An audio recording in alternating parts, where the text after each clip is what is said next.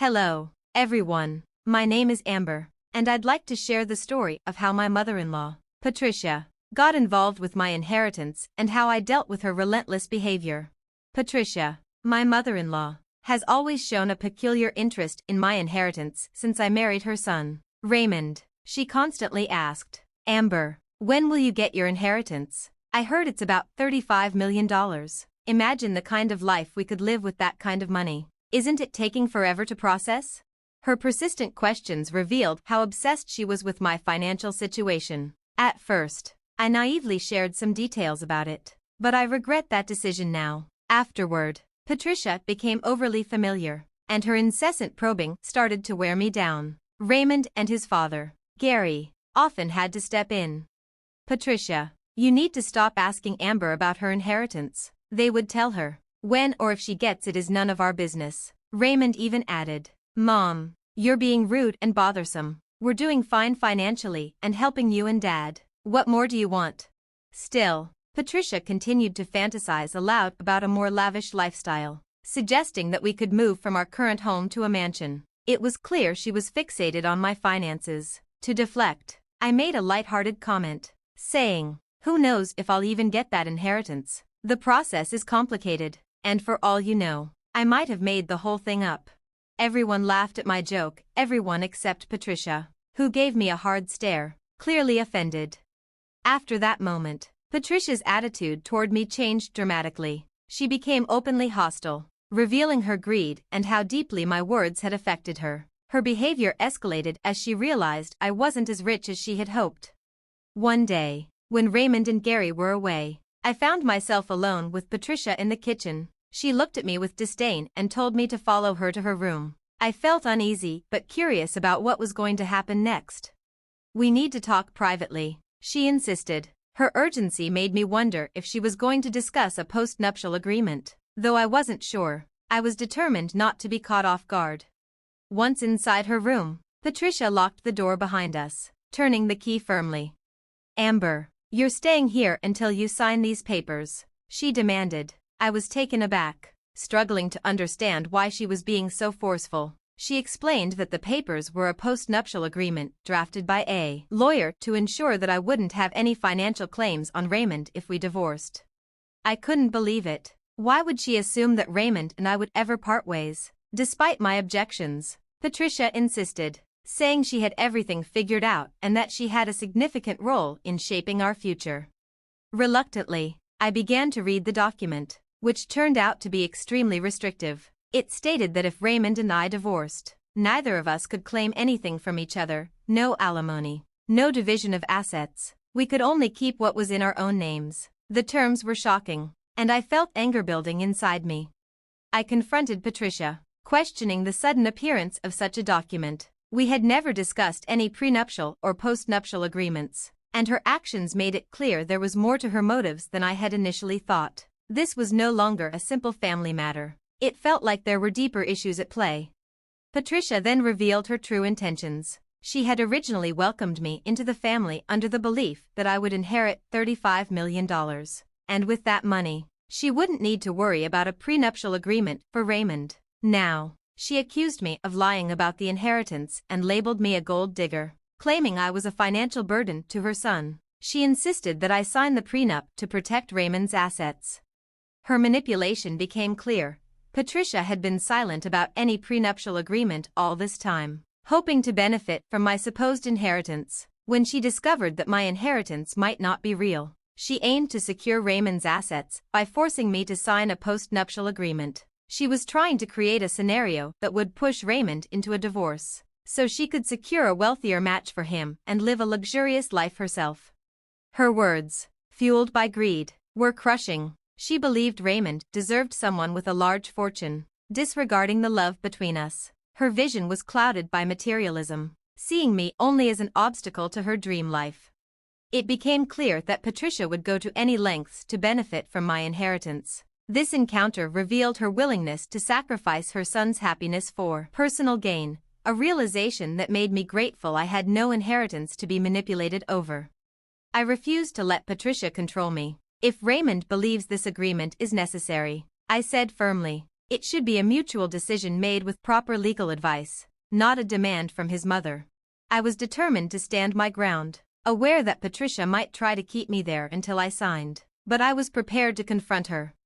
Patricia seemed to take pleasure in the control she had over me, reminding me that Raymond and Gary wouldn't be back from their trip for some time. She used my work responsibilities against me, knowing I needed to return to work. Frustrated, I demanded the keys to leave, but Patricia escalated the situation. She grabbed my hand tightly and hurled cruel insults at me, calling me a gold digger and more.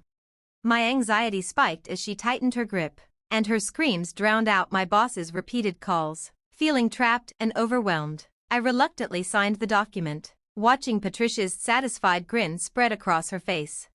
Once she released me, I quickly escaped to another room, locking myself inside for safety and peace. I took a deep breath, trying to steady my nerves. I reached out to my boss, explaining what had happened. She was understanding and appalled by Patricia's behavior, offering me the rest of the day off to recover.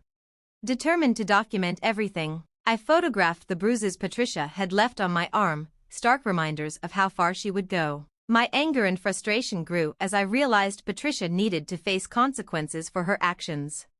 I decided not to disturb Raymond and Gary while they were away, opting to wait until they returned to confront Patricia. When they came home the next day, the cheerful mood quickly shifted as they sensed the tension between Patricia and me. Raymond noticed something was off and asked what had happened, but I asked for some time to explain everything.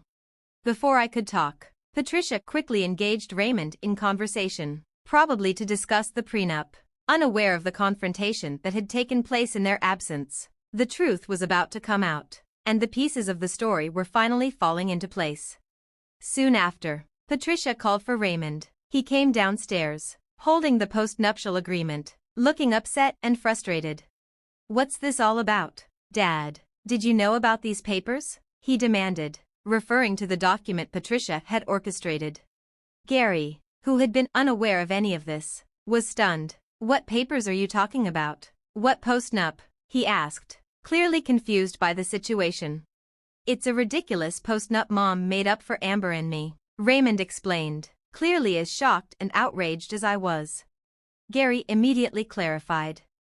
"Raymond, I'm completely lost here. I have no idea what's going on." His confusion and surprise were evident as he turned to Patricia for some sort of explanation.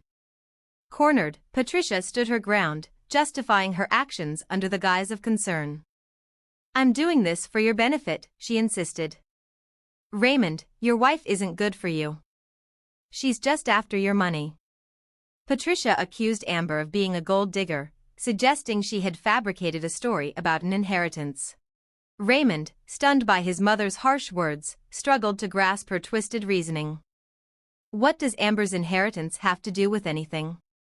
How could you say that, Mom?" he asked, bewildered.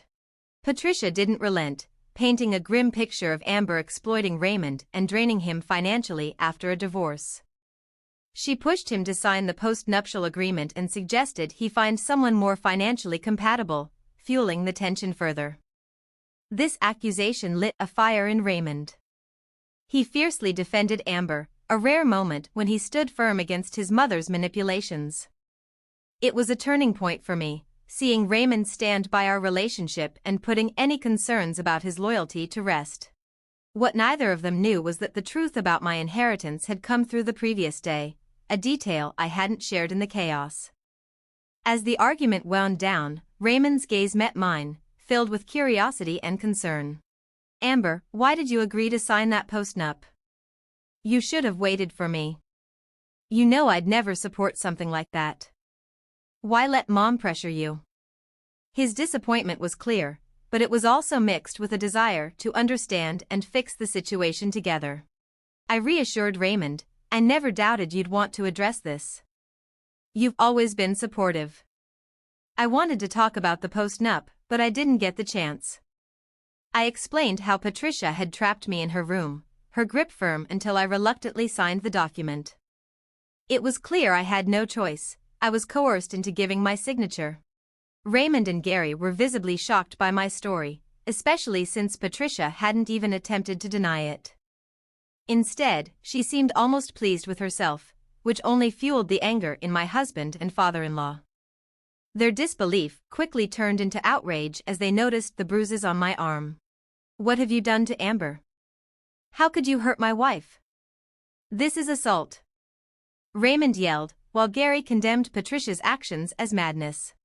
Patricia tried to justify her actions, claiming she was protecting her son from being taken advantage of, saying she was acting out of motherly love. But Raymond rejected her defense with disgust, emphasizing that his marriage to me was never about money.